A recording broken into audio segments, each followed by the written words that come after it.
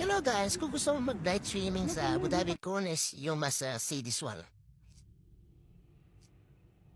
Or guys, so pagdating nga namin, ito yung inabutan namin. Napakahaba ng pila from the gate 5. So ito nga guys, nung una hindi namin maintindihan kung bakit. And then, naghintay kami ng almost 1 hour dito. Sinecheck ko yung time, see? Dumating po kasi kami dito ng 6 o'clock. Ayan, nakatingin mo sa oras, it's 7.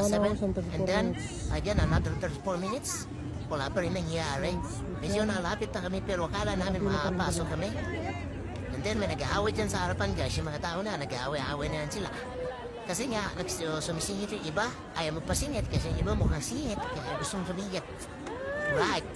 So yun nga guys, we found out na ang capacity lang pala ng beach na to is only 200. So hindi na sila nagpapapasok at kaya pala nakapila na kami na more than 2 hours sa labas. Kasi nga, puro na pala sa loob. Hindi naman nila sinabi kaagad. And then so yun nga guys, after that, more than 2 hours, naupo na kami sa gilid, uminom ng tubig, uminom soft drinks, and nag-iisip-isip na rin umuwi. So, kaya na bahala, mag-isip kung gusto nyo